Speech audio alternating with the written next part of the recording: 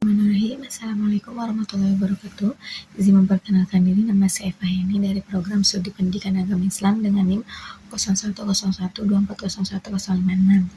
Jadi di sini saya akan menjelaskan tentang etika transaksi antar guru dan orang tua. Nah, ketika kita mendengar kata transaksi, mungkin yang langsung terbayang itu adalah kegiatan jual beli atau pertukaran uang dan barang. Namun dalam lingkungan pendidikan itu, transaksi antara guru dan orang tua itu tidak selalu jual beli. Transaksi itu dapat berkaitan dengan komunikasi, pemberian informasi, kerjasama, maupun hal-hal yang berhubungan dengan kebutuhan pendidikan peserta didik. Nah, guru dan orang tua itu memiliki hubungan yang sangat penting dalam mendukung perkembangan anak. Nah, guru juga bertanggung jawab mendidik dan membimbing anak di sekolah. Sedangkan orang tua itu memiliki peran utama dalam mendampingi anak di rumah. Nah, oleh karena itu hubungan keduanya itu harus dibangun dengan sikap saling menghargai, jujur, terbuka, dan tanggung jawab.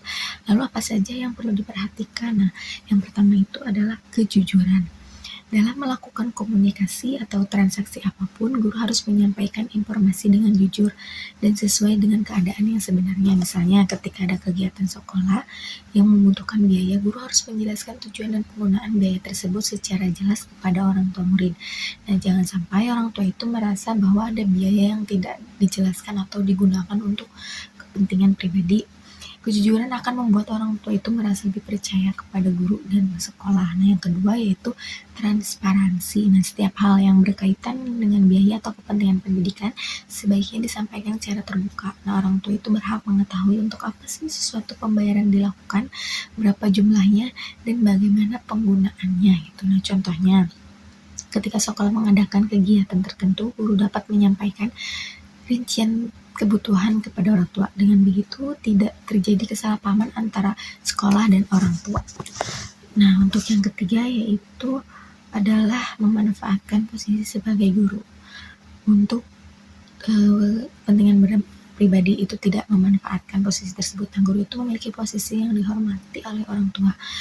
Oleh karena itu, guru harus berhati-hati agar hubungan dengan orang tua itu tidak dimanfaatkan untuk mendapatkan keuntungan pribadi. Nah, misalnya guru tidak seharusnya memaksa orang tua membeli barang tertentu atau memberikan uang atau juga melakukan sesuatu hanya karena merasa tidak enak atau menolak permintaan guru. Nah, hubungan antara guru dan orang tua itu seharusnya tetap profesional dan mengutamakan kepentingan pendidikan anak. Tuh, yang harus diutamakan itu adalah kepentingan pendidikan anak. Nah, untuk yang keempat yaitu menghindari konflik kepentingan. Nah, jadi guru juga perlu membedakan antara kepentingan pribadi dengan kepentingan sekolah. Jika ada transaksi atau kegiatan yang berhubungan dengan peserta didik, keputusan yang diambil harus berdasarkan kebutuhan dan kepentingan pendidikan. Jadi bukan karena keuntungan pribadi gitu. Nah, yang kelima yaitu adalah menjaga komunikasi yang baik. Jadi komunikasi antara guru dan orang tua itu harus dilakukan dengan bahasa yang sopan dan tidak menyinggung. Nah, jika terjadi masalah sebaiknya dibicarakan secara langsung dan baik-baik gitu. Misalnya apabila ada orang tua yang merasa keberatan dengan suatu pembayaran, guru seharusnya tidak langsung menyalahkan atau memarahi orang tua. Sebaliknya, guru dapat menjelaskan dan mencari solusi bersama gitu. Karena pada dasarnya guru dan orang tua itu memiliki tujuan yang sama, yaitu pendidikan dan lingkungan yang baik bagi anak. Nah, selain itu, guru juga perlu menghargai kondisi ekonomi setiap keluarga. Tidak semua orang tua memiliki kemampuan ekonomi yang sama. Karena itu, dalam kegiatan yang membutuhkan biaya, sebaiknya tidak ada unsur paksaan dan perlu mempertimbangkan kemampuan orang tua. Nah, dari pembahasan tadi kita dapat pahami bahwa etika transaksi guru dan orang tua itu bukan hanya tentang uang. Yang lebih penting itu bagaimana kepercayaan, kejujuran, dan kerjasama antar guru dan orang tua itu terjalin dengan baik gitu. Nah, jika hubungan tersebut dijalankan dengan etika yang baik, lingkungan pendidikan itu akan menjadi lebih nyaman.